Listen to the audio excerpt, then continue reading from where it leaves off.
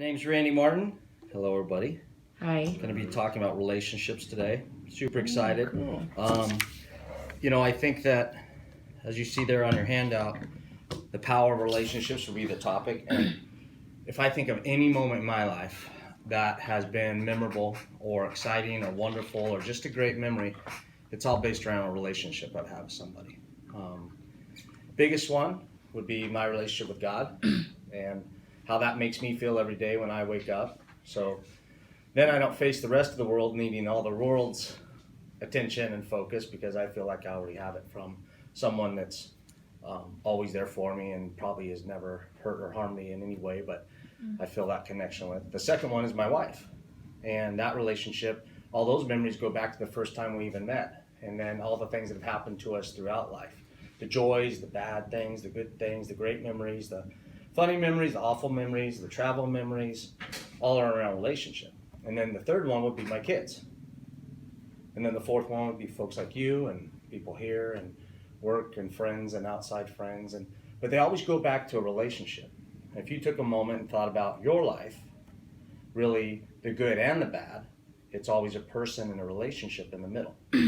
Unfortunately for youth or children that have gone through abuse and neglect or foster care, it was a really bad relationship that got there. Some of you may have now relationships with your biological parents or people that, in fact, maybe were the reason that you went into foster care in the first place. You may have restored those relationships, but early on, they were a negative source of pain in your life. You were too little to know it. If you were in foster homes, you might have had great ones, and that might be a great memory of relationships. You may have had bad ones, or a group home, or some experience where you're at. You may have had boyfriends or girlfriends or partners. You've definitely had friends that have let you down, but have also been there for you. So those relationships are the ones that are very, very exciting, because they have the potential to completely change your life.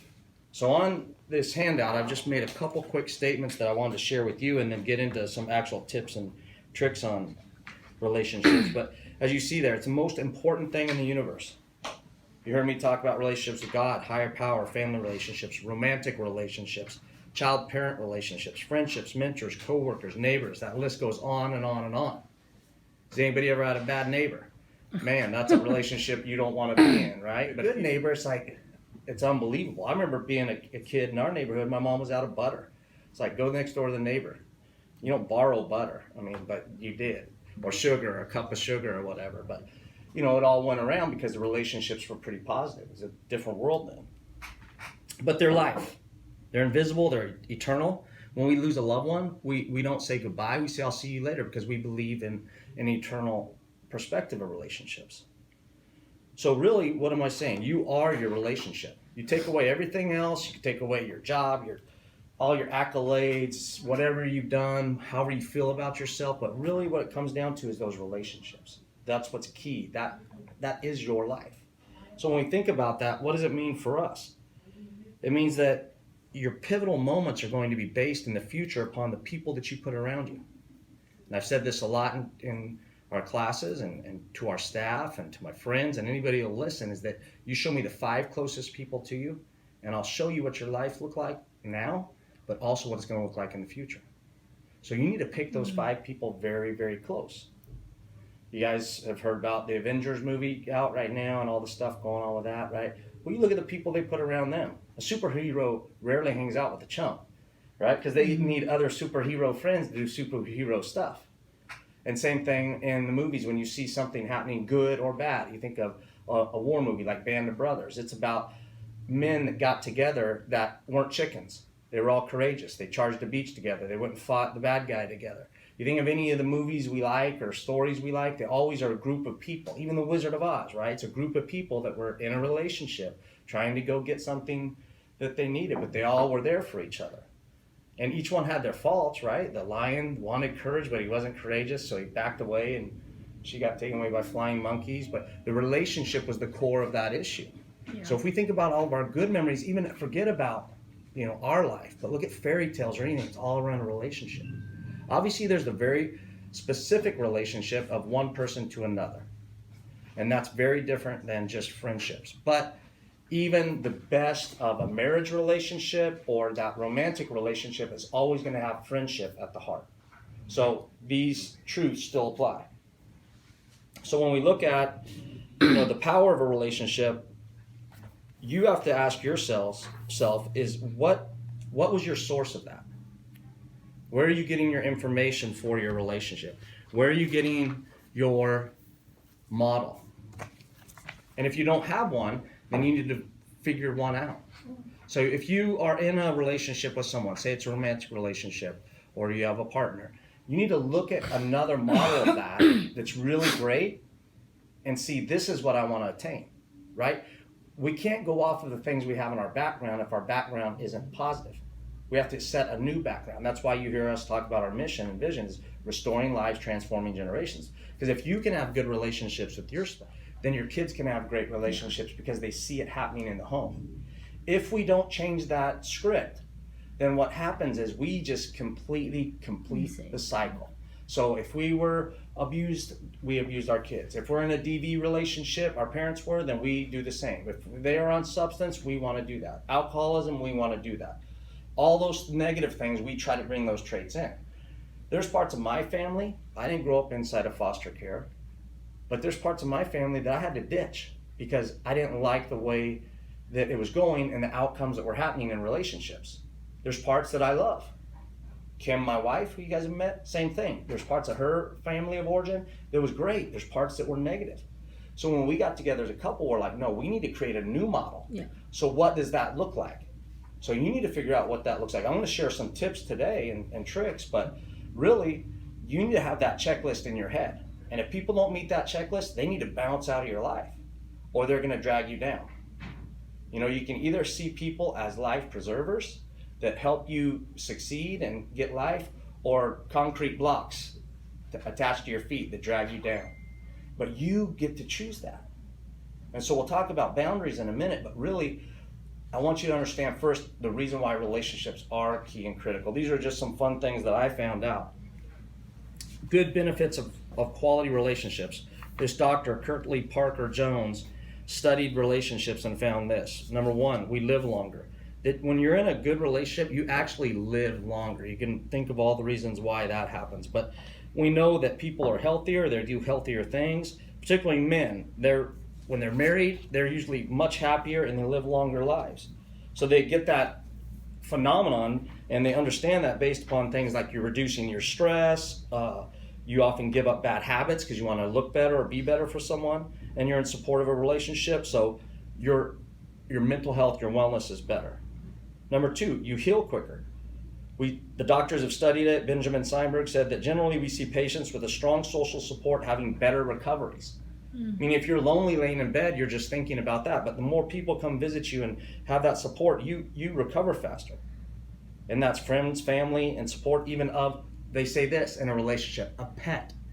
Even that pet therapy dog inside of that house or that hospital increases recovery. So we can also look at that as a relationship. I mean, if you have an animal or if you know people that love animals, you definitely know they have a relationship. I know men and women who don't have children, but they call them their fur babies because that's what they see them as so much part of their life. They won't fix their car, but they'll spend $2,000 on a foot or something like that for their dog. Number three, lower blood pressure. So that love connection, that good relationship is actually going to make your heart skip a beat. It's the same thing that makes you feel safe and secure. You've heard of the broken heart syndrome. You've heard of people saying, oh, my heart, Well, that actually does increase all of your stress levels and your blood pressure. Likewise, or conversely, good relationships give you a positive feeling, releases good endorphins in your head. What does that mean? So number four, it makes your immune system stronger. When you're in good relationships, your stress levels go down and the positive stress in your life comes up. There's a thing in your brain running around called an oxytocin, not Oxycontin, less likely to get sick when you're in a good relationship. More physically fit. Why is that? You want to look good for your friend or good for a loved one. But you also feel better about yourself, so you want to do more for yourself. You enjoy good heart health. Number seven, you feel less pain. The movies, right? Someone's hurt, someone's harmed, there's a bad thing going on with one person in a relationship. The other person in the relationship always can go through some struggle. They dive in front of bullets. They will go lift the car. They'll do anything, and they'll go through the pain for the relationship. Yeah. So what happens in your body when you're in a positive relationship, you'll actually take that pain on for someone because you love them and care about them so much. It's an interesting thing to think about that. When you see movies, that lets you know that some of this stuff is actually happening because our soul's attached to that and goes, oh, I would do that for my friend, or I would do that for someone. Number 8, the last one. Study by Florida State found that people in good health have fewer mental health problems and good, healthy relationships. So, yes, loving relationships make you happy, but they also keep you healthy. From improving your immune system and blood pressure to helping you heal quicker and enjoy a longer, happier life, a relationship's great medicine. So, what do we need to do? You got to choose your relationships wisely. Okay? So, almost every chance I get to speak with you, I will share that relationships are a key to life. And when you're in a bad relationship, you're just going to keep doing what you want to do and tracking out. When you're in a good relationship, your life is going to move forward and progress. It's just going to get stronger and stronger and better. When you're in a bad relationship, you take all those bad habits you're learning and you put them on every other relationship. So guess what happens? You become a caustic or a mean, nasty, bitter person. You think you know it all, you think you've got it all, and then you don't have good relationships. So who do you attract? People the same way. So you also kind of attract who you are and what you do. So I think that when we're in relationship, you want to be respectful of people, and then people will respect you, right? So it's kind of you reap what you sow, you get in what you put out. So if you're not giving attention to the person you're in a relationship with, then why should they give attention to you? That's down to a child, that's all the way to your loved one, that's to your friend, that's to anyone. So choose those relationships wisely. Like I said, the closest 5 people to your life will help you determine the shape of your life. Relationships are your life. Social media, not a relationship. One of the things we have going on right now in our world is, Instagram, Facebook, Snapchat, Twitter, all these things. Those aren't relationships. Those are connections you have, but they're not relationships. Relationships are that person you could call at 2 a.m. when something's going wrong, and they show up, and they help out, right? Those are the kind of people that you need in your life. Those are the kind of people you want to be in other people's lives. So you need to be on somebody's call list that, hey, I'll be there for you if their mom passes away, or if something happens, or they got a flat on the side of the road, or they need anything. You may not be able to do everything for them, but you're there.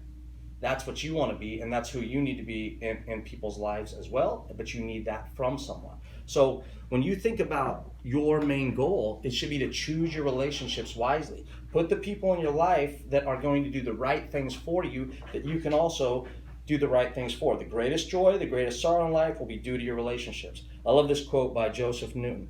People are lonely because they build walls instead of bridges. Mm-hmm. So don't put up walls around yourself.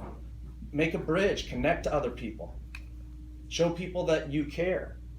And take that investment. And guess what, man? If you are in a bad relationship, get out. I'm sorry, but you got to get out. Because it is just going to tear you down. And whatever you think you're getting, I guarantee you can get that from another person who will love you and care for you and think about you the way that you need to be treated. Not badly. And I know that's a tough decision, but we've got to do it. When I had a major change in my life at your age, I basically cut off my friends. Not because my friends were bad, evil people, but when we were together, we weren't good. It wasn't good for me. It wasn't good for my marriage. It wasn't good for me being a young parent. It wasn't good for any of that stuff. And so for a period of my life, I just had to say no. And I stopped. And I spent more time with my wife and more time with other people and our family and doing things that were meaningful and constructive rather than things that were tearing us down. Well, guess what's happened now? Years have gone by. I've connected back with all of those people. Mm. They've all been restored and redeemed. And it wasn't because I thought I had it all figured out. No, I didn't. I was telling them I don't have it figured out. I need to go invest in the things that I want to have in the next 30 years. We are always going to have this as a friendship, but I need to focus on this. And they respected that. And so later when they hit the same phase of life as me, because they were all single and running around, and I couldn't do that anymore, then they're like, oh, we get it now. And thank you for showing us that it was more important to go do this with your family than it was to hang out with us. Because then they had to make those same decisions. And now we're just a bunch of old guys that hang out and talk about the things we used to do. But those relationships were so key and so critical. So make sure that you're putting the people around you that are going to help you with that. To be a good friend, do these things. To have a good friend, look for these things. So these 21 lists that I put down on your paper here are things that you want to have as an actual checklist for your friends and your loved ones. And you need to share it with them. So you need to be able to sit there and say, okay, we're in a relationship together. What do we want our life to look like together? And this is a fair thing to do. Here on our team at Covenant, we all sign a social contract and we say, this is what we expect of each other. But number one, be you. The greatest gift you can give to others is you, the real you. So forget about when you're in a relationship with somebody and you want to be real and authentic, then be that. And I know it's hard to trust people because people let us down. But when you find those people that you can trust, start to let that wall down a little bit more and build a bridge. And you do that by being you. You don't need to be fake. You don't need to be phony. If they want you to be something else, then you're not for them. Be you. Now, if there's little things you can change, that's fine. But if they want you to be a different person, that's not a person you need to be in a relationship with. You need to be with somebody who wants to be with you because they like who you are. 2, be friendly. Right there it says, Mother's right, you have to be a friend to have a friend. 3, be giving. Don't always be on the take. Be generous. Right? Be encouraging. There's a quote here, we can improve our relationships with others by leaps and bounds if we become encouragers instead of critics. So look to catch them doing things right. If you have kids, this is important as well. So all these things work for loved ones, a spouse, a partner, a best friend, a good friend, family members, and your kids. These are things we should be teaching each other. Be interesting. Cultivate yourself. Learn something and share that with your friend. If you're learning something, share it with them. And how do you learn? Read, travel, learn. You don't have to travel far, but go somewhere. Go do something. Experience something new. Take a friend with you and experience it together. Be loyal through thick and thin. Be loyal to your friend. From their best moments to their worst, be with them. When they're doing something bad and they're in a breakup because they messed up, be there with them. Say, hey man, we'll get through this. When they're doing something great and they make an accomplishment, say, way to go. Be enriching. A true friend adds value. You want to add value to your friends. And sometimes you do that just by smiling and being that encourager. You know, they may be in a relationship, they may be at a work situation where all they hear is crud all day long. And you just saying, hey man, just checking in, how was your day? You know, I've been praying for you, I've been thinking about you. I just want you to know you're important to me. Man, that could put them over the top. Be understanding. Seek first to understand, not to be understood. When you are coming into a relationship, you're talking to someone to understand them, you're going to get their feelings. Too many times when we are talking to people, we are trying to think about what we're going to say rather than listening to what's been said. So you need to understand people, where they're at. Think about empathy, walking in their shoes. You know what? When things go wrong, be direct. You don't need to tell your friend some glowing response to something. They're being a jerk, tell them. And they need to respect that. You need to call them out on that. Say, man, you haven't been right. You know, I'm just calling you out on it. This isn't cool. This isn't a good thing to be doing. You need to act correctly in our relationship. I'm going to do this for you, so let's be kind to each other. And you're not doing that. You know, you yelled at me, what's going on? And they might say, you know, I've been having a bad day. I got yelled at work or something stupid happened and my tire blew out, my bank account's empty. Hey man, no worries. We'll get through this together. But be direct. Be accepting. Just because someone's different than you doesn't mean that you can't find a common ground. Right? Not everybody's exactly the same. Some of those friends I told you about, we didn't have the same belief system. We didn't have any of that stuff going on. They were still my friends, and we had a different connection in different areas. Sometimes it was sports, sometimes it was just growing up together, sometimes it was whatever. But when we had different beliefs or different thoughts about life, we didn't just let that end everything, because it was one component of a bigger issue. All the other areas, they checked all the boxes. It was just this one thing. So you know what we did? We just said, let's roll with it. And over time, guess what? Even that worked itself out. Be flexible. Understand that not everything's going to work out the way you want. That things are going to pop up, things are going to happen, but just be there. Be available. Man, you want to be around.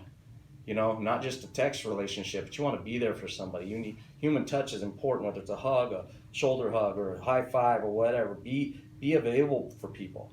Don't miss funerals. Don't miss weddings. It's not about you. It's about the people there. You know, my mom died. I was so happy to see all my friends at her funeral. And it wasn't about me. It was about them being there for me. Which for them, you know, now I don't miss a funeral. I don't like funerals, but I go to every single one that there's somebody connected to me, because I remember how much it meant for me to look out and see people and know that they were there. So be available. Go see people if they're sick. Go check on them. Be a listener. Listen. You got 2 ears, 1 mouth. Be fun. Have a good time with people. Don't always be Debbie Downer, seeing the negative. See something positive. Talk to them about the things that are going well in their life and things you like. Be honest. So that goes back to being direct. Don't sugarcoat stuff. If you got to tell them something, tell them something.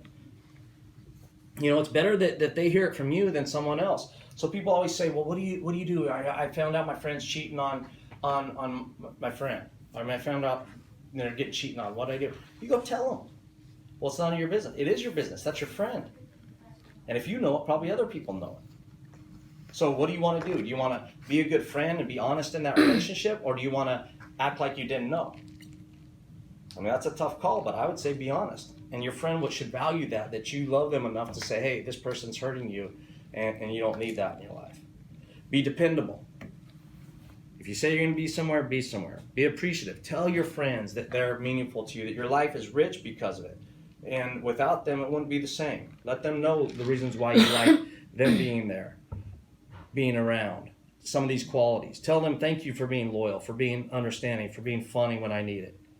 Be appreciative. Tell them how you feel. Be respectful. Be respectful of their time, of their likes, their dislikes, their opinions, their feelings, their passions. Don't try to change them. Don't let them try to change you, unless it's both changing for the positive. Be considerate. Right? Give your friends space. When I was starting out my relationship dating with Kim, I had a best friend, and we hung out together since we were about in 6th grade. We were inseparable. And then he came over one day, and Kim and I are sitting on the couch watching TV, and he goes, hey man, let's go. We're going to go watch this game. I'm like, no, I'm staying here. He goes, oh, it's like that now. I was like, yeah, it's like that now. But it was the difference between being two guys in a relationship and a guy having a girlfriend. So he was like, okay, that's it. This is done. So I was like, you know, well, he wasn't mean. He was joking with it. But it was funny because even he understood at that time when we were young that life's changing. Yeah. You know, now there's a girl that was just two guys running around having fun everywhere, but now it's like going nuts. Edit moment. Did you hit record? Mm-hmm. Yeah, it's recording. It's counting the time, I right? can't see. Oh, yeah. But that means it's a recording, right? Yeah. Yeah, it's counting the time.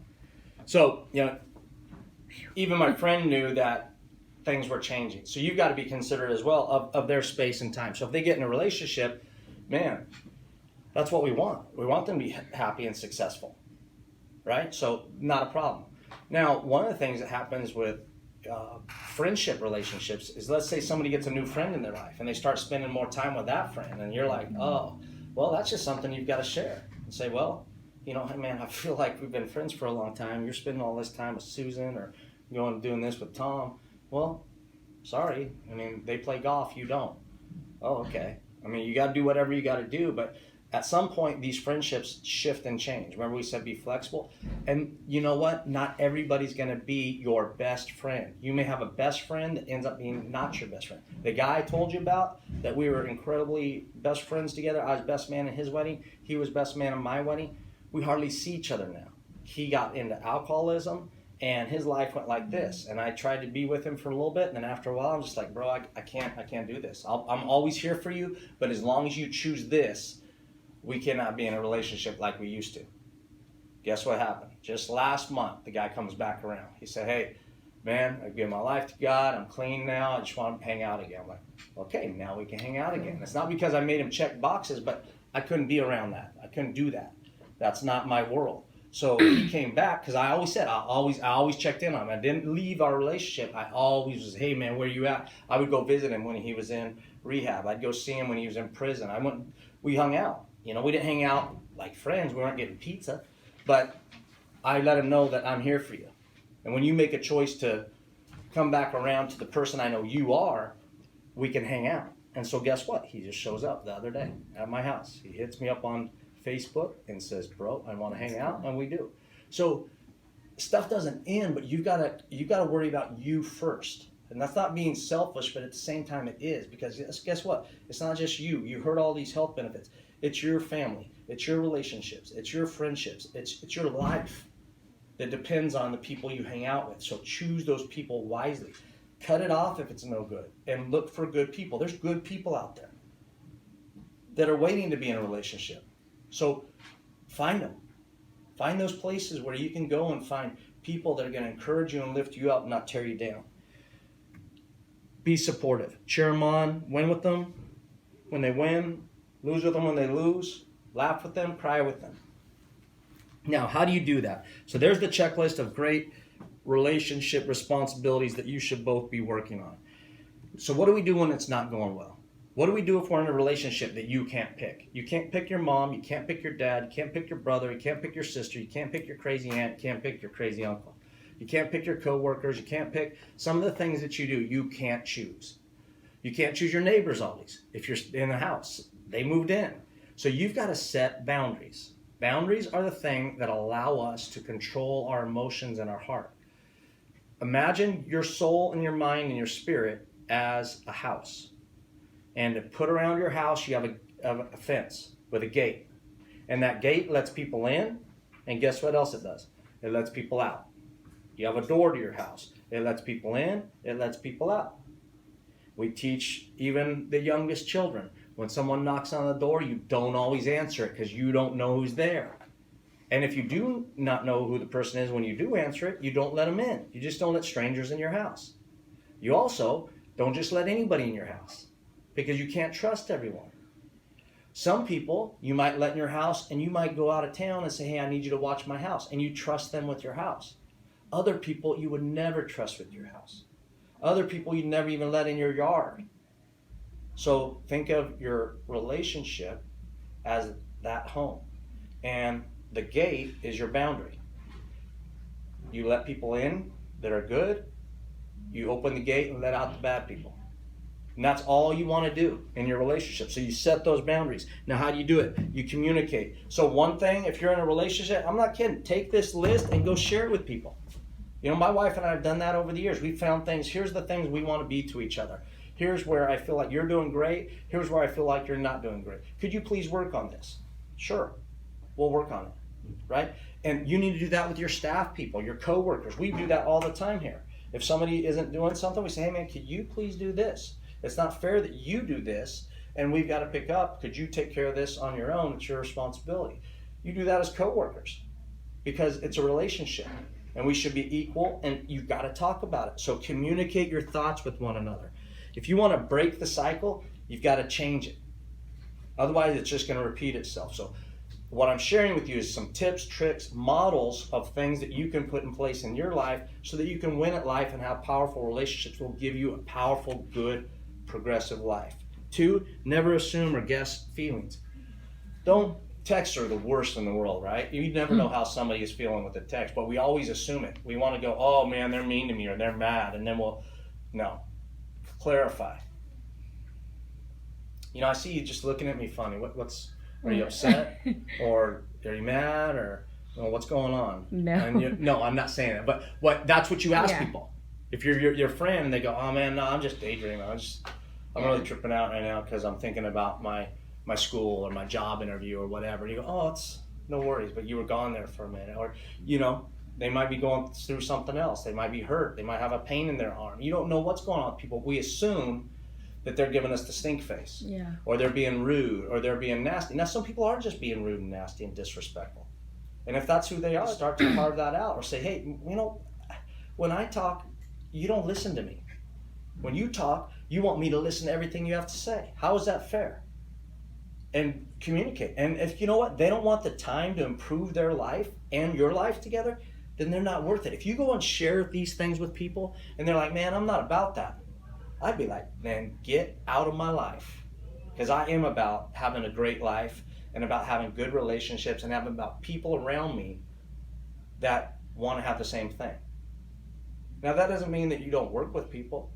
You know, I've pastored at churches or work here. I know everybody here isn't perfect. My goal isn't to make you perfect. My goal is to share with you life experience to make you better, the best you can be. And so if this is it, fine. If you're like, man, that guy's dumb, I don't care about what he has to say, go live your life. I know where it's going. I'll tell you today, say it on camera, show me your 5 closest friends, I'll show you what your life's going to be like. You want to change your life, change that. You don't want to change your life, stay stuck in that. Come see me in 5 years and we'll review the tape. But if you want to listen and learn and change, now's your time.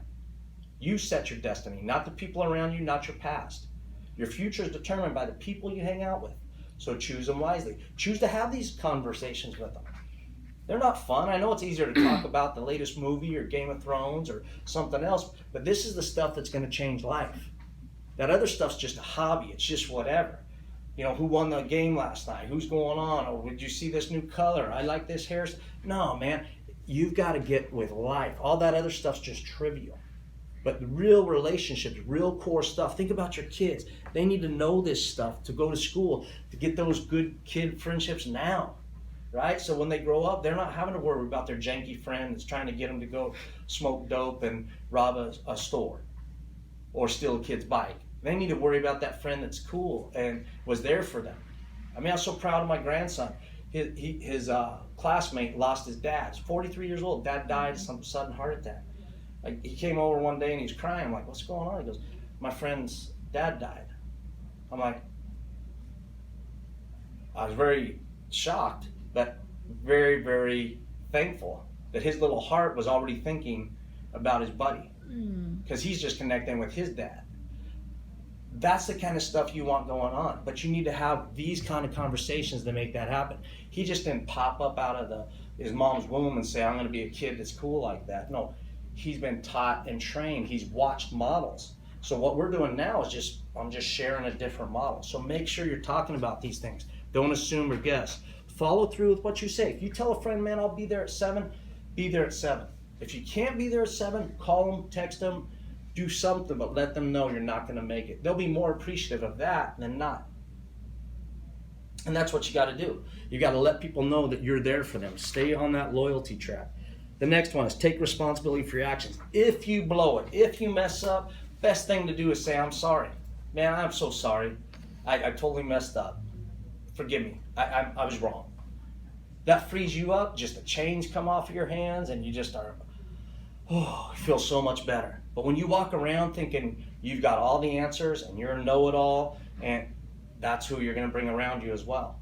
And you're known as that person. Don't think your friends aren't talking about you when you're gone. You know, oh, that dude thinks he knows everything. Or she thinks that this. Or I can't even get a word in edgewise. They just never shut their yapper, right? But then they see, hey, how you doing? Good. You know, Lupe, you're doing good today. Good.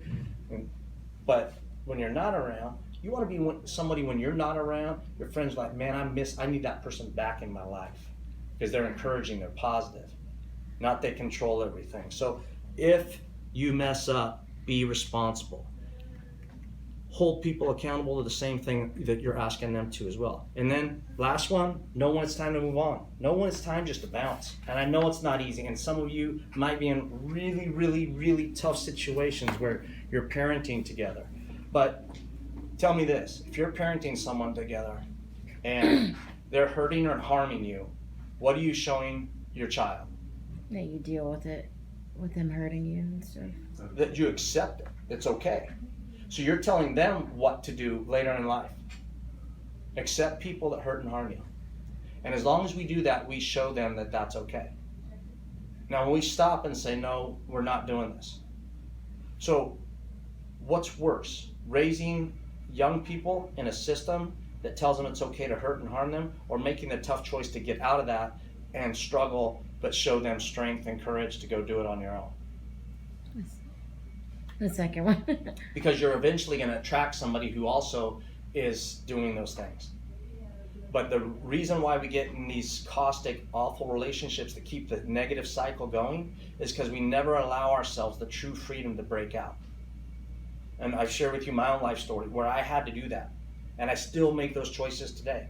And sometimes we have to do it with employees. We're in a relationship with employees. We're like family here. But sometimes when it's not working out, we have to make those tough decisions. Say, you know what, man? We just got to break this up. obviously you're not happy here. We're not happy here. This relationship isn't working out. Let's find something else. And it always works out. And people have left and moved on here. But always to different things that they were good, because we never were like, oh, you're fired, right? We're like, no, this just isn't working out. And you can do that. Because here's what you're saying to each other. Just like a job description. This is your friend job description. And if you were to say to your friend, okay, man, here's 21 things I would like us to think about. Let's be giving, understanding, loyal, interesting, encouraging, friendly, good listeners. We're going to be available to each other. We're going to be fun. We're going to be positive. We're going to be direct. We're going to be honest. We're going to be dependable. We're going to be appreciative. We're going to be respectful. We're going to be considerate. We're going to be supportive of one another. And then forgetting differences, we're going to communicate our thoughts. We're going to not assume each other's feelings. We're going to follow through on what we say. We're going to give responsibility and take responsibility for actions. We're going to know when it's time to move on. Can you agree to that? And they say, yeah, man, I'm your friend. This is stuff I want to work on. I want to have a life together. Or, yeah, I'm your spouse. Of course, we want to have a great life together. Or they're your kid, and you're like, yeah, Mom, this is awesome. Yes, I want to do this together. Then you do.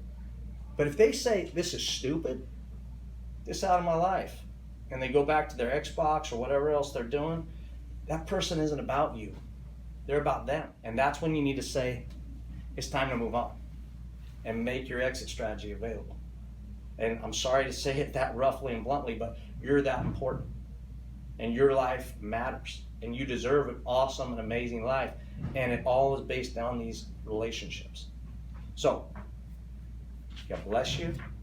Thanks for listening. Do you have any questions or comments?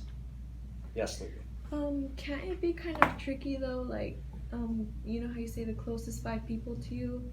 So let's say you have your best friend, and then you have your boyfriend, but your best friend happens to be like not another girl, it's a boy, and then it's kind of like clashing because of like trust issues and stuff. But they're your closest 5 friends, and you know each of them. They're like good people, but it's like kind of hard. So like, yeah. So, great question. So, show me your closest 5 friends. I'll show you what your life looks like.